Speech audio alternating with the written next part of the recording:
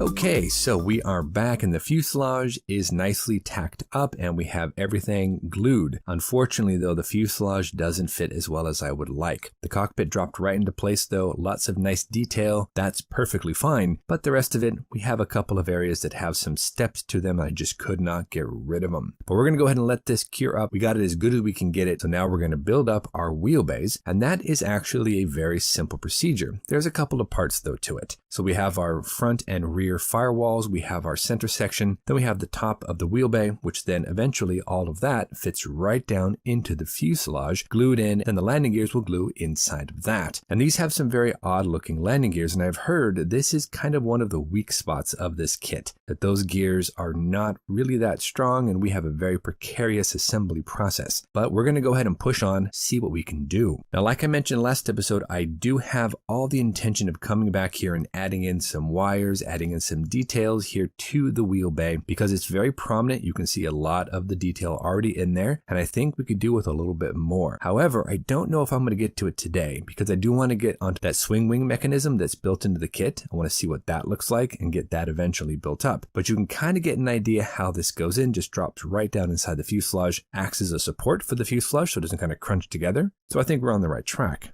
And while that dries off camera, we're going to go ahead and switch over here to our intakes. Now the intakes themselves look to be pretty decently detailed. We've got our landing lights, we've got some vents and whatnot, so it looks okay. However, we do have to go ahead and install a couple of PE parts as well as some plastic parts to get these all nicely squared away. So let's go ahead and jump into our next time lapse, and let's start off with our intakes, but let's also work on that swing wing mechanism that's built in here to the kit. I want to see if we can't make that make some sense, build that up, and we're going to see how it comes together. So let's jump in there. We got a lot of work to do, but let's figure out some of these other sub-assemblies. All right, let's keep it rolling, guys. We're getting there.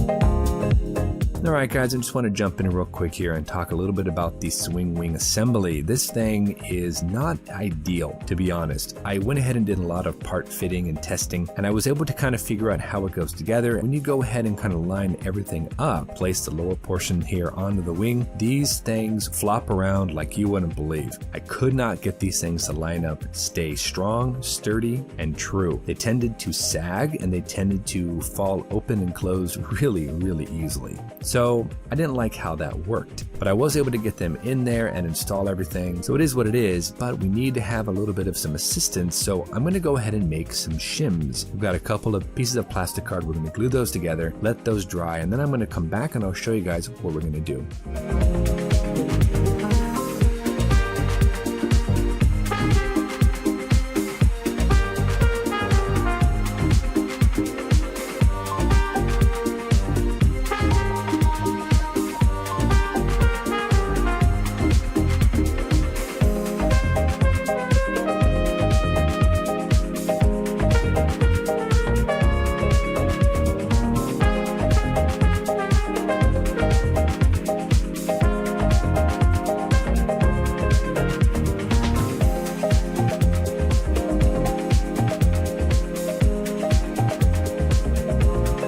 Now with everything installed, all the little details glued into place, went ahead and we installed some shims. I gotta say, this worked out beautifully. The shims put enough pressure onto the gears so that they didn't flop around so much, and it also sturdied up the wings quite a bit. I went from pivot point to pivot point on each of the wings, right across the fuselage, and with that little bit of extra pressure in there, it was a much better procedure. But let's get back into it, guys. Lots more to do. Let's do some cleanup.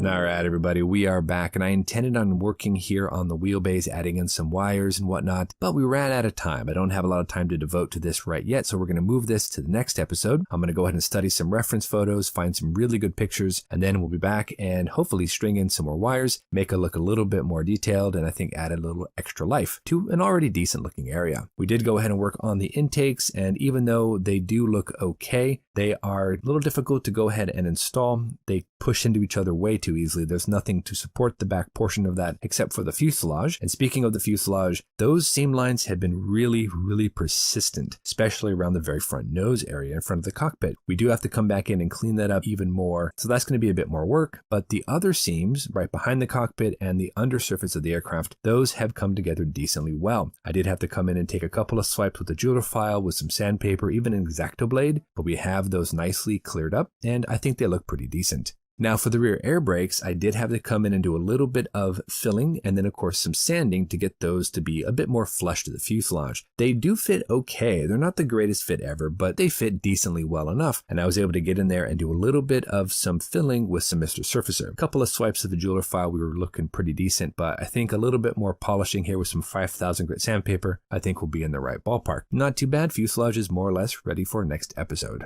And now for the one area that gave me the most hassle, that is the swing wing mechanism here for the MiG-23. This actually needed quite a few shims to get this so that it don't flop and wiggle all over the place. The wings are a little bit loose still, but they look a lot better. And when you compress it, actually fits decently well. And then we went ahead and built up our rear tail, and we can install that at some point into the fuselage. It looks pretty decent. I think with the swing wing, that giant tail, it looks aggressive, it looks awesome, and I think we'll have a nice looking MiG-23. Still though, a couple of areas we do have to figure out. For example, when we install the center wheel bay, the wheel bays cause the wings to sit up above the fuselage, and that cannot be. We have to figure out what to do with that. It might need to be sanded down. Maybe we can sand down the wheelbase a little bit. But that is it, guys. We are done for today. Thank you so much for coming along on this a bit shorter of an episode. We have done quite a bit of work here. That swing wing design really gave me some hassle, but we are good for today. So until our next episode, you guys know the drill. Go out there, get yourself some bench time, have some fun, build something cool, and we'll see you back here on episode number 4 for more of our MiG-23 by Trumpeter. Thanks for watching, everybody. Take care of yourselves, and we'll see you soon.